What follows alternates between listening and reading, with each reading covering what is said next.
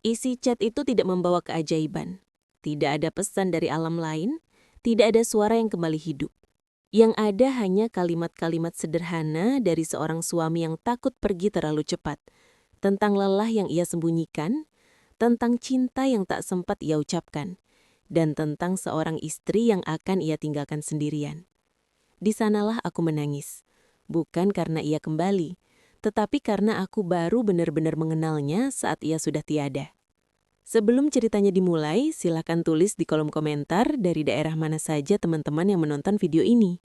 Jangan lupa like dan subscribe agar channel ini semakin berkembang dan bisa mempersembahkan cerita yang lebih menarik lagi. Pagi datang tanpa mengetuk. Ia masuk begitu saja melalui celah jendela, menyentuh lantai rumah yang dingin, lalu berhenti di sudut-sudut yang dulu sering dilewati dua pasang kaki. Sekarang hanya satu. Aku bangun pada jam yang sama seperti biasanya, bukan karena alarm, tetapi karena tubuh ini belum belajar bahwa ia tak perlu lagi menyesuaikan diri dengan orang lain. Aku duduk di tepi ranjang cukup lama sebelum berdiri. Tanganku meraba sisi kasur yang kosong, bukan untuk memastikan apapun, hanya kebiasaan yang belum mau mati. Spray di sana selalu rapi. Tidak ada lagi bekas tubuh yang bergerak gelisah sebelum bangun. Tidak ada suara napas berat yang dulu sering mengeluh karena kelelahan. Aku narik napas pelan, lalu berdiri. Dapur masih sama. Piring-piring tergantung di tempatnya. Kompor bersih. Teko air berdiri di sudut. Aku menyalakan kompor, memasak nasi secukupnya. Meski berkali-kali harus mengingatkan diri bahwa satu porsi sudah cukup. Tanganku refleks mengambil dua piring. Aku menyadarinya saat nasi hampir habis terbagi. Satu piring kuletakkan kembali ke rak, pelan, seolah takut membuat suara yang terlalu keras. Aku makan tanpa benar-benar merasakan rasa. Sendok bergerak otomatis. Di luar, suara motor sesekali lewat. Tetangga membuka pintu. Kehidupan berjalan dengan caranya sendiri. Dunia tidak berhenti hanya karena seseorang pergi. Pemahaman itu menyakitkan, tapi nyata. Setelah makan, aku menyapu lantai. Bukan karena kotor, tetapi karena aku tidak tahu harus melakukan apa lagi.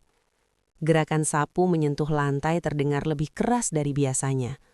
Rumah ini terlalu sunyi, seolah setiap bunyi ingin menegaskan kekosongan. Aku berhenti sejenak di ruang tamu, menatap sofa tempat ia dulu duduk sambil melepas sepatu. Aku masih bisa membayangkan cara ia menjatuhkan tubuhnya ke sana, menghela napas panjang, lalu tersenyum kecil padaku seolah berkata, "Hari ini berat, tapi aku pulang." Ia bukan pria sempurna. Ia sering lupa menaruh barang di tempatnya, sering terlambat, dan kadang terlalu diam saat aku ingin didengar. Tapi ia selalu pulang, selalu ada. Kehadirannya tidak meledak-ledak, tidak romantis berlebihan, tetapi konsisten. Dan kini, justru hal-hal kecil itulah yang paling terasa hilang. Hari-hari terakhirnya datang tanpa tanda besar. Tidak ada firasat dramatis. Ia hanya lebih sering lelah, lebih sering diam. Aku mengira itu hal biasa. Kami sama-sama sibuk bertahan hidup. Saat akhirnya ia jatuh sakit, semuanya terasa terlalu cepat. Rumah sakit, bau antiseptik, suara alat yang terus berbunyi. Aku ingat genggaman tangannya yang dingin, matanya yang mencoba tersenyum meski napasnya berat. Ia tidak banyak bicara, hanya memintaku makan tepat waktu, tidur cukup, dan jangan terlalu keras pada diri sendiri. Kalimat-kalimat sederhana, seperti dirinya. Kini semua itu tinggal ingatan yang datang bergantian. Tidak menyerang, hanya menetap. Seperti bayangan yang mengikuti kemanapun aku pergi. Hubunganku dengan mertuaku tetap berjalan. Ia sering datang, biasanya membawa bahan makanan atau sekadar menanyakan kabar. Kehadirannya tidak hangat, tapi bertanggung jawab. Ia duduk dengan punggung tegak, berbicara seperlunya. Matanya sering menatap kosong ke arah dinding. Kami jarang berbicara tentang anaknya, bukan karena tidak mau, tapi karena kami berduka dengan bahasa yang berbeda. Aku kehilangan suami, ia kehilangan anak. Dua kehilangan itu bertemu di rumah yang sama, namun tidak selalu saling mengerti. Ia tidak memelukku lama-lama. Aku juga tidak pernah berani memeluknya lebih dulu. Ada jarak yang tidak tertulis, dibangun dari rasa hormat dan rasa takut saling melukai. Saat ia datang, rumah ini terasa sedikit lebih hidup, meski juga lebih kaku. Ia membantu membersihkan halaman, memperbaiki keran yang bocor, melakukan hal-hal praktis yang bisa dikerjakan tangan. Tidak ada air mata, tidak ada cerita, hanya tindakan. Suatu sore, ia duduk di ruang tamu sambil menunggu air mendidih. Ponselnya tergeletak di meja, layarnya menghadap ke atas. Aku tidak memperhatikannya. Aku sibuk menuang air ke cangkir. Kami berbicara tentang cuaca, tentang harga beras, tentang hal-hal yang aman. Saat ia pulang, rumah kembali sunyi. Malam selalu menjadi waktu yang paling berat. Aku menyalakan lampu satu persatu, memastikan pintu terkunci, lalu duduk di kamar. Kebiasaan lama kembali muncul. Aku menoleh ke arah pintu, seolah menunggu seseorang masuk sambil melepas jaket. Aku berbicara dalam hati, kadang tanpa sadar mengucapkan namanya pelan. Tidak ada jawaban, hanya dinding yang menyimpan gema suaraku sendiri. Aku tidak menangis setiap hari. Tangis datang sesekali, tanpa jadwal. Kadang saat mencuci baju dan menemukan kaos lamanya. Kadang saat mendengar lagu di radio. Kadang tanpa sebab yang jelas. Aku membiarkannya datang dan pergi. Menangis tidak membuatnya kembali, tapi menahannya hanya membuat dadaku sesak. Hari-hari berlalu dengan pola yang hampir sama. Bangun, makan, membersihkan rumah, bekerja secukupnya, pulang, tidur. Aku hidup, tapi seperti berada di belakang kaca. Melihat dunia, tapi tidak sepenuhnya menyentuhnya. Suatu hari mertuaku datang lebih lama dari biasanya. Ia duduk di meja makan, ponselnya kembali tergeletak di sana. Aku tidak sengaja melirik ke arah layar saat ponsel itu bergetar pelan. Hanya sebentar. Sebuah notifikasi masuk, lalu layar kembali gelap. Aku tidak tahu mengapa jantungku berdetak sedikit lebih cepat saat itu. Aku mengabaikannya, mengira itu hanya refleks dari hati yang belum tenang. Aku mengantar mertuaku sampai pintu, mengucapkan terima kasih, lalu menutup pintu kembali. Rumah kembali sunyi. Aku berdiri di tengah ruang tamu, menyadari bahwa hidupku kini terdiri dari hal-hal kecil yang berulang. Aku tidak tahu bahwa getaran kecil dari ponsel itu adalah awal dari sesuatu yang akan mengoyak duka yang selama ini kuanggap sudah kukenal. Saat malam turun dan aku berbaring di ranjang, aku kembali menatap sisi kosong di sampingku. Aku belum tahu bahwa keheningan ini masih menyimpan lapisan lain. Aku hanya tahu satu hal, rumah ini masih berdiri, rutinitas masih berjalan, tapi ada suara yang telah pergi. Dan aku belum sepenuhnya siap mendengar apa yang akan menggantikannya. Hari itu sebenarnya berjalan seperti hari-hari lain setelah kepergiannya. Tidak ada tanda khusus, tidak ada firasat yang membuatku terbangun dengan dada berdebar. Aku bangun, menyiapkan air panas, duduk sebentar di tepi ranjang, lalu mulai menjalani pagi dengan langkah yang sudah kuhafal di luar kepala. Kesedihan sudah tidak lagi terasa seperti ombak besar. Ia lebih mirip kabut yang menetap, membuat segala sesuatu tampak samar tapi tetap bisa dilewati. Mertuaku datang menjelang siang. Ia memberi kabar singkat lewat telepon, suaranya tetap datar, seperti biasa. Aku menyiapkan minum, menata camilan sederhana di meja. Kami duduk berhadapan, membicarakan hal-hal yang aman, tentang cuaca yang akhir-akhir ini tidak menentu, tentang tetangga yang pindah, tentang harga kebutuhan yang semakin naik. Tidak ada pembicaraan tentang anaknya, tidak ada juga tentang perasaanku. Kami seperti dua orang yang sepakat untuk berjalan di garis tipis agar tidak terjatuh ke dalam lubang yang sama. Saat itu, ponselnya tergeletak di meja. Aku tidak berniat melihat. Sungguh, aku hanya sedang berdiri untuk mengambilkan air dan layar itu menyala sendiri. Getaran kecil, lalu nama itu muncul sebentar sebelum layar kembali gelap. Namanya. Nama yang sudah berbulan-bulan tidak kulihat muncul di layar siapapun.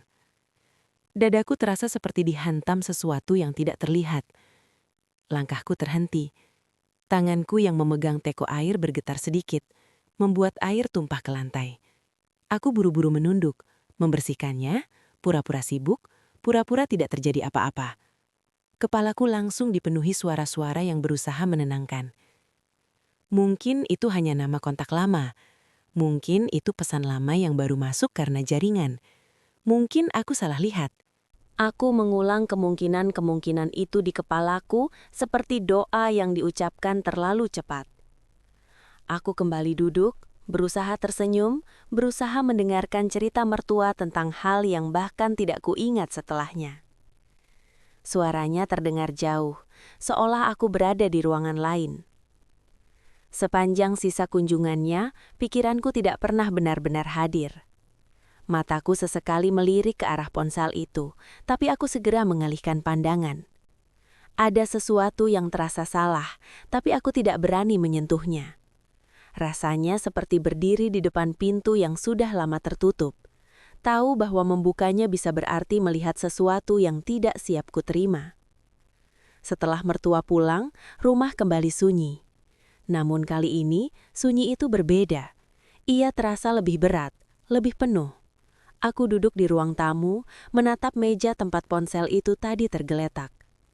Bayangan layar yang menyala dengan nama suamiku muncul kembali di kepalaku, jelas dan menyakitkan. Aku mencoba mengalihkan diri, menyapu, mencuci piring yang sebenarnya sudah bersih, melipat pakaian yang tidak banyak. Tapi pikiranku terus kembali ke sana, ke nama itu, ke kemungkinan yang tidak masuk akal, ke pertanyaan yang tidak ingin kutanyakan. Malam datang lebih lambat dari biasanya, atau mungkin aku yang terlalu gelisah untuk menyadarinya. Aku berbaring di ranjang, memandangi langit-langit. Biasanya, malam adalah waktu di mana aku akhirnya bisa menyerah pada lelah. Tapi malam itu, mataku terus terbuka. Setiap kali aku hampir terlelap, nama itu muncul lagi, seperti bisikan yang tidak bisa diusir. Aku tahu suamiku telah meninggal. Aku melihat tubuhnya dimakamkan. Aku mendengar doa-doa dibacakan untuknya. Tidak ada ruang bagi kemungkinan lain. Namun kenyataan tidak selalu mengikuti logika. Kadang, perasaan berjalan lebih cepat dan lebih liar. Hari-hari berikutnya, keganjilan kecil mulai terasa. Mertuaku menjadi lebih sering memegang ponselnya. Jika dulu ia meletakkannya sembarangan, kini ia selalu membawanya kemanapun. Percakapan kami sering terhenti tiba-tiba saat aku masuk ruangan. Ia menjadi lebih berhati-hati memilih kata, lebih cepat menutup layar. Aku mencoba meyakinkan diri bahwa aku berlebihan, bahwa duka membuatku sensitif, bahwa aku sedang mencari-cari sesuatu yang tidak ada. Namun setiap kali aku mencoba tenang, ada rasa gelisah yang kembali muncul, seperti denyut di bawah kulit. Aku mulai memperhatikan hal-hal kecil yang sebelumnya tidak kupedulikan. Cara mertuaku menoleh cepat saat ponselnya bergetar. Cara ia menghela napas panjang setelah membaca sesuatu, lalu menatap kosong ke depan. Cara ia terkadang menyebut nama suamiku dalam percakapan yang sebenarnya tidak membutuhkannya. Aku tidak berani bertanya. Ada rasa tidak enak yang menahan lidahku. Ia adalah ibu yang kehilangan anak. Siapa aku sampai berani mencurigainya? Namun di sisi lain, aku adalah istri yang kehilangan suami. Dan kehilangan itu membuatku berhak atas kebenaran, setidaknya untuk diriku sendiri. Malam-malamku menjadi lebih berat. Aku sering terbangun tanpa alasan. Jantung berdetak cepat, seolah ada sesuatu yang memanggil. Aku duduk di tepi ranjang, memeluk lutut, mencoba mengatur napas. Kadang aku bertanya dalam hati, apakah aku sedang kehilangan akal sehat? Apakah kesedihan ini mulai bermain-main dengan pikiranku? Aku mencoba berbicara dengan diriku sendiri, mengingatkan bahwa tidak semua hal perlu dicari jawabannya, bahwa hidup setelah kehilangan adalah tentang menerima ketidaklengkapan. Tapi ada perbedaan antara menerima dan mengabaikan. Dan aku merasa sedang berada di tengah-tengahnya, tidak tahu harus melangkah kemana. Suatu sore, mertuaku datang lagi. Ia tampak lelah, matanya sembab meski ia berusaha menyembunyikannya. Kami duduk di ruang tamu, dan untuk pertama kalinya sejak lama, kami terdiam cukup lama tanpa kata. Keheningan itu terasa canggung, seolah ada sesuatu yang ingin keluar tapi tidak menemukan jalan. Saat ia berdiri untuk ke kamar kecil, ponselnya tertinggal di meja.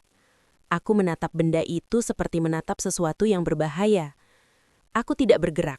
Aku hanya duduk, tanganku dingin, telingaku berdenging.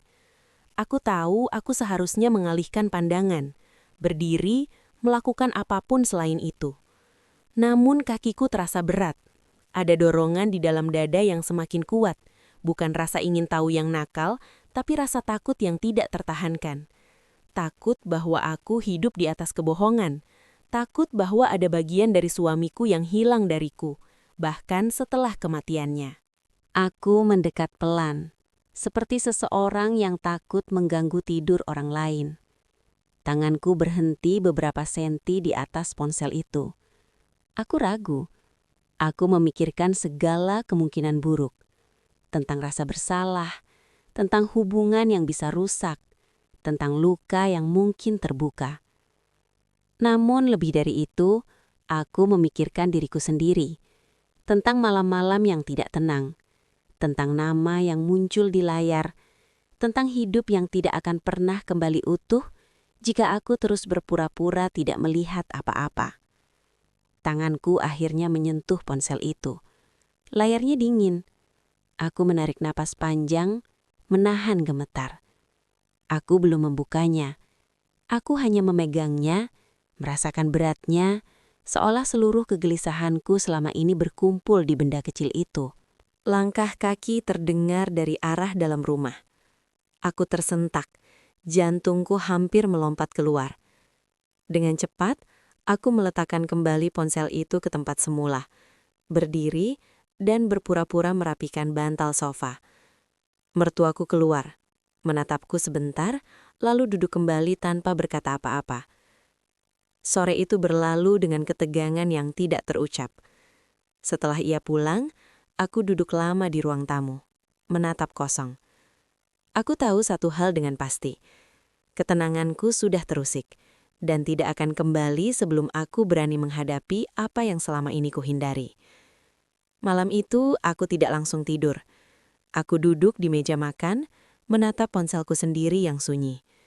Aku tidak tahu apa yang akan kutemukan nanti, atau kapan. Aku hanya tahu bahwa duka ini ternyata belum selesai.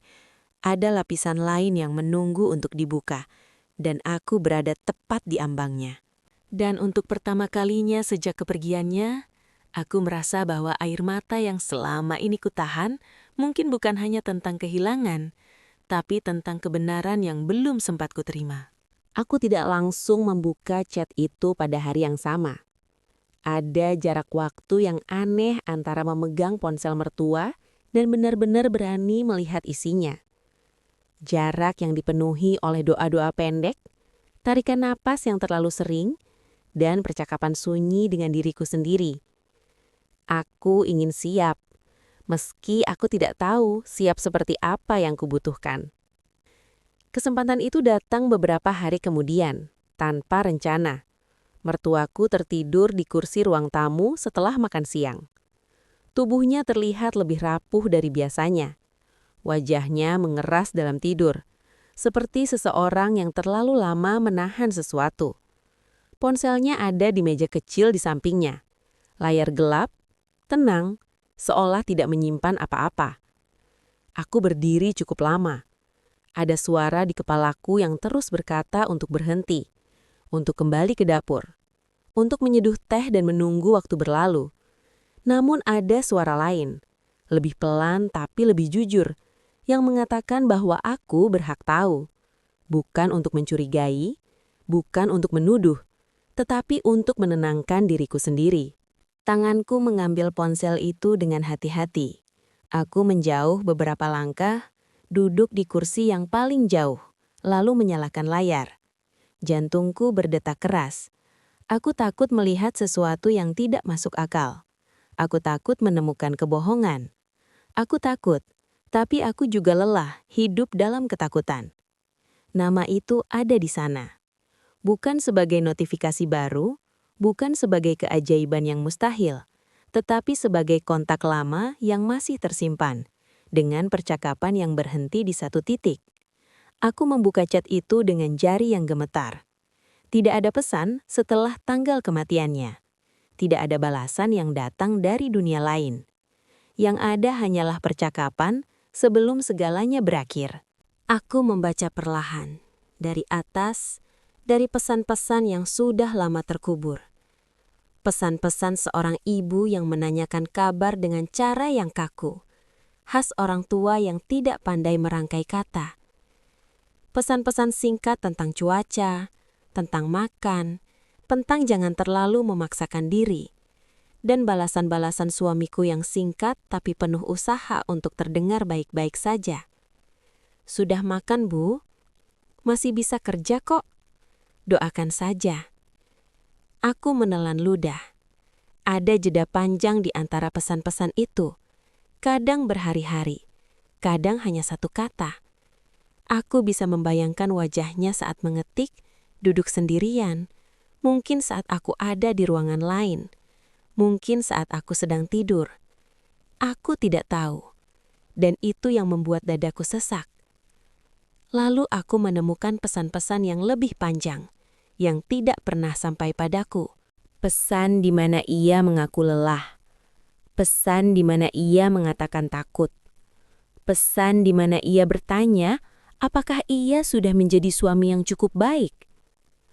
Ada satu kalimat yang membuat napasku berhenti sejenak.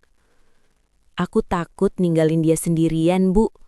Dia kelihatan kuat, tapi aku tahu dia sering nangis diam-diam. Akhir mataku jatuh ke layar. Aku menutup mulutku dengan tangan, menahan suara yang hampir keluar.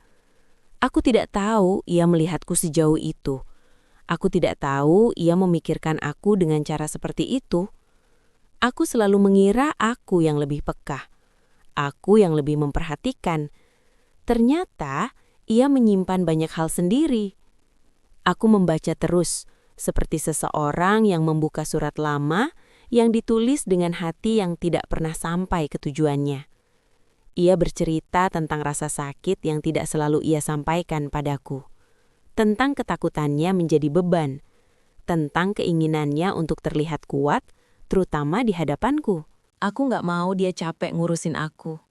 Tulisnya suatu malam. Biar aku saja yang simpan. Aku menangis bukan karena ia kembali. Aku menangis karena aku baru mengenalnya sekarang. Aku menangis karena ada bagian dari hidupnya yang tidak pernah ia bagikan denganku. Bukan karena ia tidak percaya, tapi karena ia terlalu mencintaiku dengan cara yang salah. Aku merasa terlambat. Terlambat mendengar, terlambat bertanya, terlambat memeluknya saat ia memilih diam. Semua momen kecil yang dulu kuanggap biasa kini berubah menjadi kesempatan yang tidak akan pernah kembali. Aku selalu berpikir bahwa kehilangan terjadi saat seseorang pergi. Ternyata, kehilangan juga terjadi saat kita hidup bersama, tapi tidak sepenuhnya saling memahami. Aku kehilangan kesempatan untuk menjadi tempat pulangnya sepenuhnya, seperti ia berusaha menjadi milikku. Aku menutup chat itu perlahan, seolah takut merusak sesuatu. Tanganku gemetar hebat. Aku mengembalikan ponsel itu ke tempat semula, lalu duduk menunduk, mencoba mengatur napas. Dadaku sakit, tapi bukan sakit yang asing. Ini sakit yang jujur. Mertuaku terbangun tidak lama kemudian. Ia menatapku, mungkin melihat wajahku yang basah. Ia tidak bertanya, aku juga tidak berkata apa-apa. Kami duduk dalam keheningan yang berbeda dari sebelumnya. Keheningan yang kini dipenuhi pemahaman yang belum terucap. Setelah ia pulang, aku masuk ke kamar dan duduk di lantai. Aku memeluk lututku, membiarkan tangis keluar tanpa ditahan. Tidak ada lagi usaha untuk terlihat kuat. Tidak ada lagi alasan. Aku menangis untuk diriku sendiri, untuk suamiku, untuk semua percakapan yang tidak pernah terjadi. Malam itu, aku berbicara padanya dalam hati dengan cara yang berbeda. Bukan dengan pertanyaan kenapa ia pergi, tapi dengan permintaan maaf. Maaf karena tidak selalu mendengar. Maaf karena mengira kehadiran berarti pemahaman. Maaf karena tidak tahu bahwa ia juga takut. Aku menyadari sesuatu yang pahit tapi perlu. Duka bukan hanya tentang kehilangan orang yang kita cintai. Duka juga tentang kehilangan kesempatan untuk mencintai mereka dengan lebih baik. Tentang kalimat yang tidak terucap. Tentang pelukan yang ditunda. Tentang keberanian untuk bertanya yang tidak pernah dikumpulkan. Chat itu tidak pernah untukku. Tapi membacanya mengubah caraku melihat segalanya. Aku tidak lagi hanya seorang istri yang ditinggal mati. Aku adalah seseorang yang masih belajar mencintai. Bahkan setelah cinta itu tidak bisa lagi dijawab. Dan di antara air mata yang terus jatuh, ada satu hal yang perlahan tumbuh. Keinginan untuk memaafkan. Bukan hanya memaafkan keadaan, tapi memaafkan diriku sendiri. Karena aku tahu, jika aku terus hidup dengan rasa terlambat ini, aku akan kehilangan lebih banyak lagi. Aku menutup mata malam itu dengan perasaan yang berbeda. Duka masih ada. Kesedihan masih berat. Tapi kini, ia disertai dengan pemahaman yang pelan, menyakitkan, dan jujur. Sebuah cinta yang terlambat, namun akhirnya utuh dalam caranya sendiri. Percakapan itu tidak terjadi dengan cara yang dramatis. Tidak ada ledakan emosi. Tidak ada suara yang meninggi. Tidak ada pintu dibanting. Percakapan itu lahir dari kelelahan dua orang yang sama-sama terlalu lama memikul kehilangan dengan cara masing-masing. Pagi itu hujan turun sejak subuh. Rintiknya tipis, tapi tidak berhenti. Rumah terasa lebih sempit, lebih sunyi. Aku membuatkan teh seperti biasa, 2 cangkir, lalu berhenti sejenak sebelum menyadari kebiasaan itu kembali muncul. Aku menggeser 1 cangkir ke sisi lain meja, bukan untuk siapapun, hanya agar meja itu tidak terasa kosong seluruhnya. Mertuaku datang sedikit lebih siang dari biasanya. Langkahnya pelan, bahunya turun. Ia duduk tanpa banyak bicara. Tangannya memeluk tasnya erat, seolah di dalamnya ada sesuatu yang bisa hilang jika dilepas. Kami duduk berhadapan, dan untuk pertama kalinya sejak lama, keheningan di antara kami terasa terlalu penuh untuk diabaikan. Aku membuka pembicaraan dengan suara yang tidak sepenuhnya stabil. Bukan dengan tuduhan, bukan dengan pertanyaan tajam. Hanya 1 kalimat sederhana yang keluar dari mulutku setelah terlalu lama tertahan. Aku sudah membaca chat itu. Ia tidak langsung menatapku. Matanya justru turun ke meja, ke cangkir teh yang belum disentuh. Aku melihat jari-jarinya mengencang, lalu mengendur. Seperti seseorang yang sedang memutuskan apakah akan lari atau tinggal. Beberapa detik berlalu, sebelum ia menarik napas panjang. Aku tahu, katanya pelan. Tidak ada kaget di sana. Tidak ada kemarahan. Hanya kelelahan yang jujur. Aku menunggu. Untuk pertama kalinya, aku tidak merasa perlu mengisi keheningan dengan kata-kata. Aku ingin mendengarnya, bukan sebagai mertua, bukan sebagai sosok yang selalu terasa dingin, tapi sebagai seorang ibu. Aku tidak berniat menyembunyikan apapun darimu. Lanjutnya, suaranya bergetar tipis. Aku hanya belum siap menghapus namanya.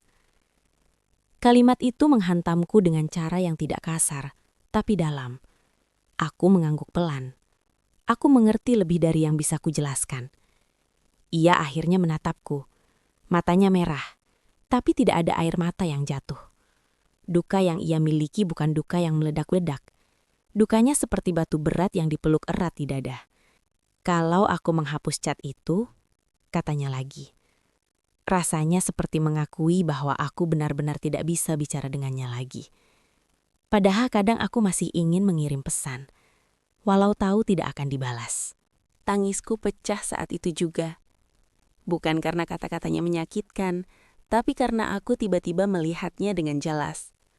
Bukan sebagai perempuan yang terasa jauh dariku, tapi sebagai seorang ibu yang kehilangan anaknya, sesuatu yang tidak pernah bisa diperbaiki oleh waktu. Aku juga masih bicara dengannya, kataku lirih. Tapi hanya di dalam kepala. Ia mengangguk pelan. Untuk pertama kalinya, gerakan kami selaras. Kami sama-sama diam beberapa saat, membiarkan hujan menjadi suara latar bagi duka yang akhirnya keluar dari persembunyian. Lalu ia berkata sesuatu yang selama ini tidak pernah terucap. Aku tahu caraku berduka tidak mudah kau pahami. Aku menggeleng. Aku juga tidak pernah benar-benar mencoba memahami. Itulah awalnya. Bukan rekonsiliasi besar, bukan pelukan panjang yang menyelesaikan segalanya. Hanya pengakuan bahwa kami sama-sama terluka, tapi di tempat yang berbeda. Ia kehilangan anak yang ia lahirkan, rawat, dan lepaskan ke dunia dengan harapan. Aku kehilangan suami yang kupilih, kucintai, dan kubayangkan akan menua bersamaku. Kehilangan kami sama besarnya, tapi bentuknya tidak sama.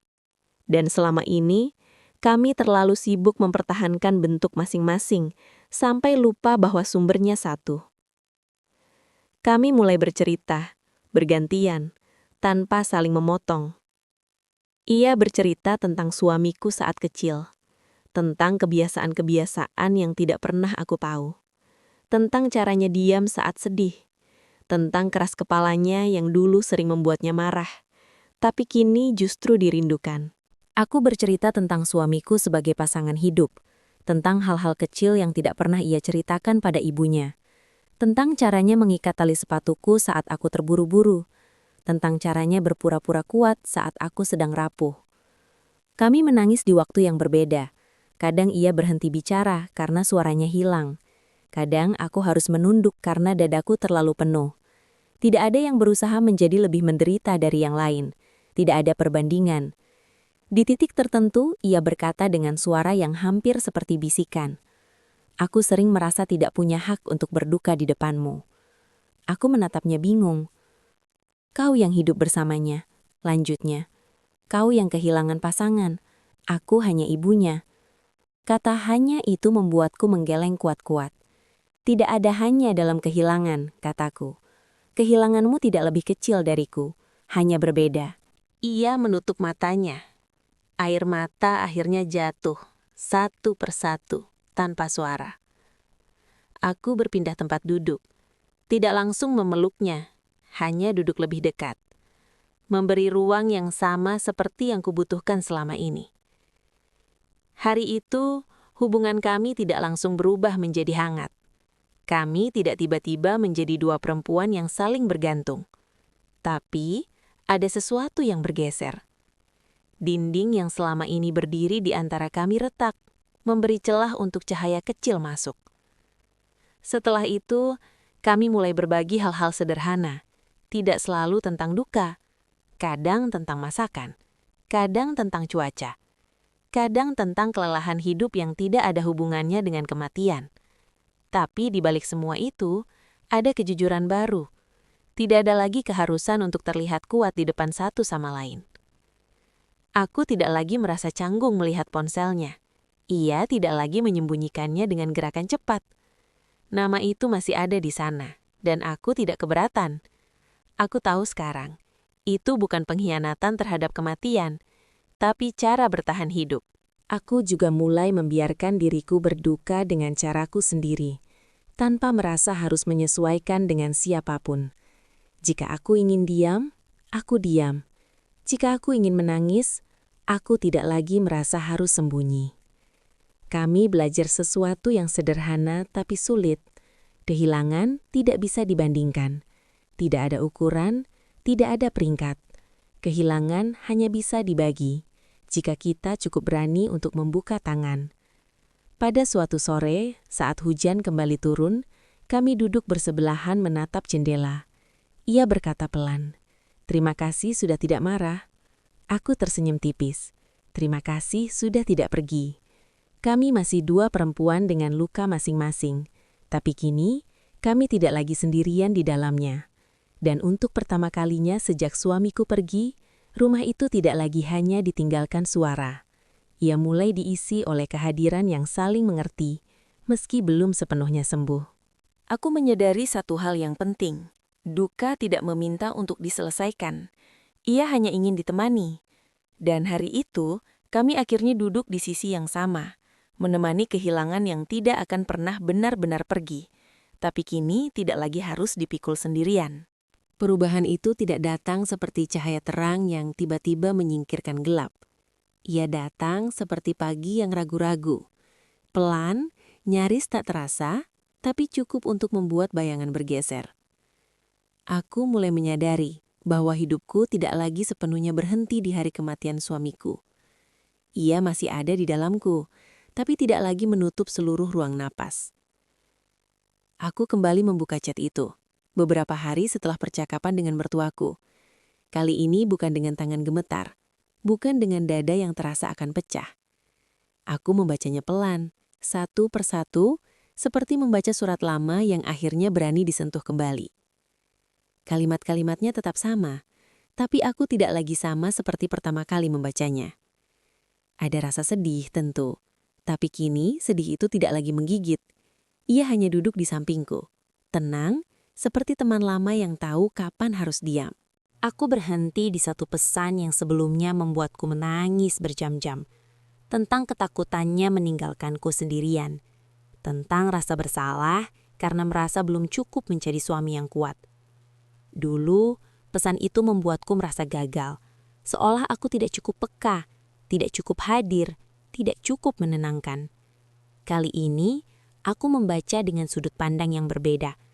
Aku melihatnya sebagai pengakuan, bukan tuduhan, sebagai bentuk cinta yang ia pilih untuk disimpan, bukan beban yang ia lemparkan kepadaku. Dan untuk pertama kalinya, aku memaafkan diriku sendiri. Aku memaafkan diriku karena tidak selalu tahu apa yang ia rasakan.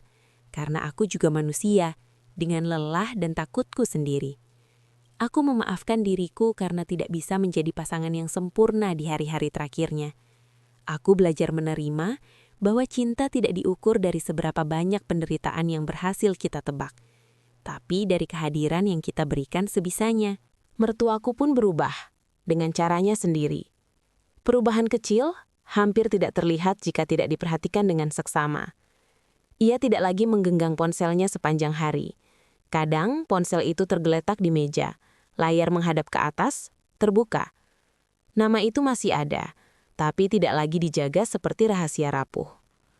Suatu pagi, ia menyebut nama anaknya saat bercerita tentang masa kecil, lalu tersenyum. Senyum kecil, singkat, tapi nyata.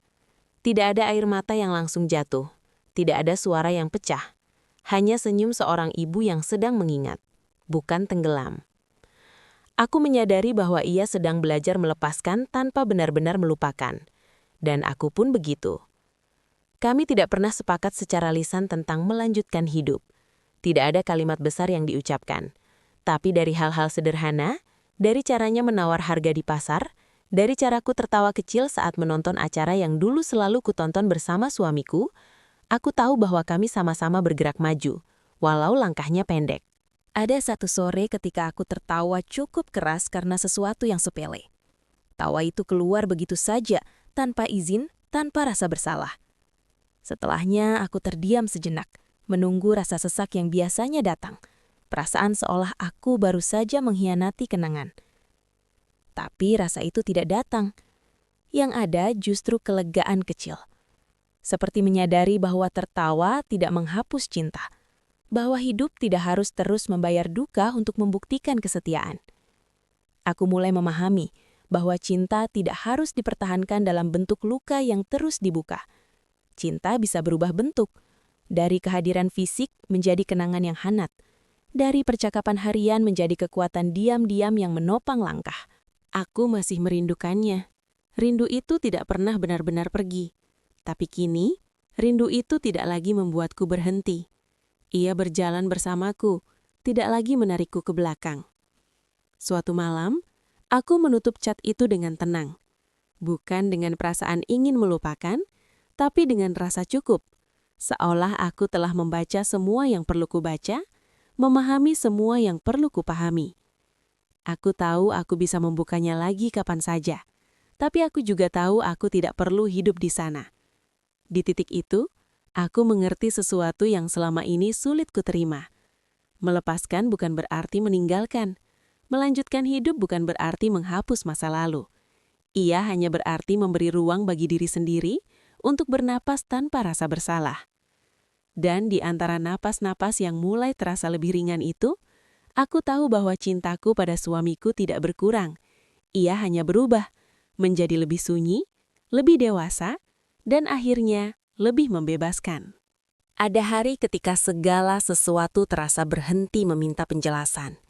Hari itu datang tanpa tanda, tanpa perayaan kecil, tanpa kesadaran dramatis. Ia hadir seperti keputusan yang sudah lama diambil tubuh, jauh sebelum pikiran berani mengakuinya. Pagi itu cahaya masuk ke rumah dengan cara yang berbeda. Tidak lebih terang, tidak lebih hangat, hanya terasa tepat. Aku bangun tanpa refleks menoleh ke sisi tempat tidur yang kosong. Tidak ada kejutan, tidak ada luka baru. Kekosongan itu masih ada, tapi ia tidak lagi memerintah. Aku menyeduh teh seperti biasa. Uapnya naik perlahan, membentuk kabut tipis yang segera hilang.